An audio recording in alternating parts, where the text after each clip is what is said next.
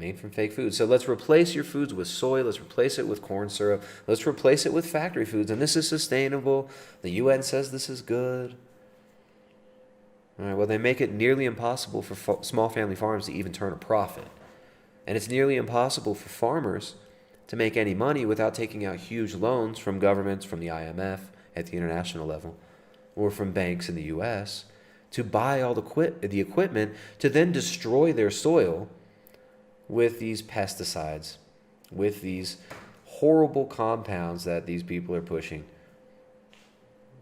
that are used in order to grow the GMO crops, right? You have these artificial phosphate fertilizers, the NPK fertilizers that destroy the soil and create dead zones in the ocean. You have the pesticides that destroy your children's health, that make the autism rate skyrocket in all the areas where they use them. And on every single level, this mode of agriculture that they're promoting as sustainable is completely destructive. But also for your health, the soy is not good for you.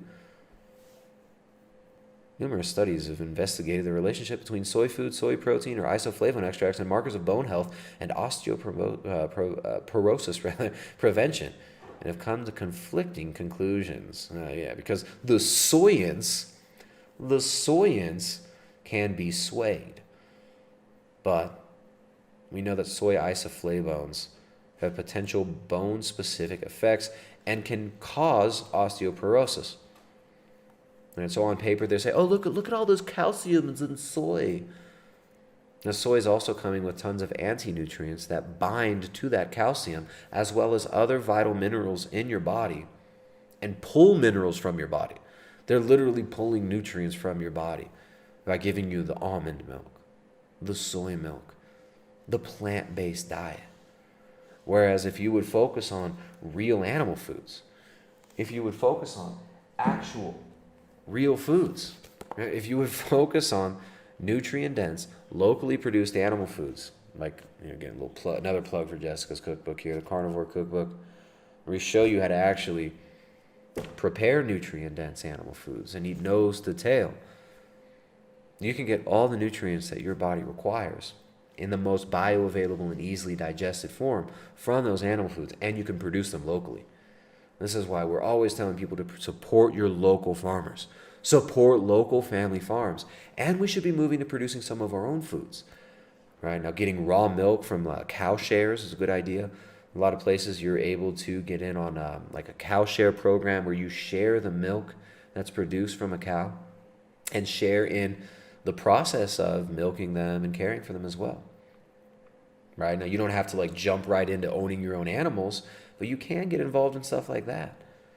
And a great website for resources where you could find locally produced foods, which we actually can talk about that in here as well, is a really good guide to sourcing locally produced quality animal foods. But there's a good website called eatwild.com and then also realmilk.com. Those are databases where you can get in touch with local producers of animal foods, local farmers.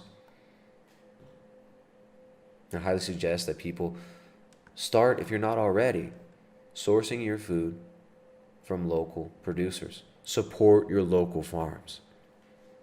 If you can get it directly from the farms, you can get much better deals. Right? If you get something like a chest freezer, you can fill it up with a quarter cow. And you can buy that meat at a significantly cheaper price.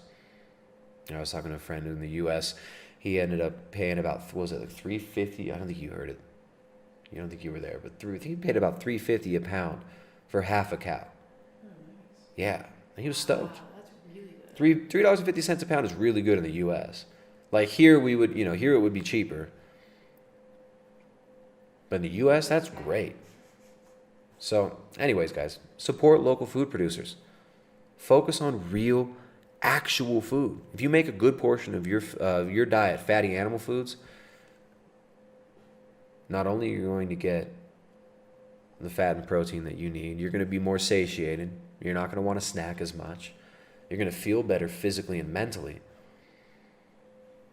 But also, you're not going to turn into a female catfish like researchers in Japan who use soybean compound to make catfish, 100% female. So again, like these crops, they destroy your cultures. They destroy the heritage crops, but also they literally can turn catfish, groups of catfish 100% female using soy isoflavones.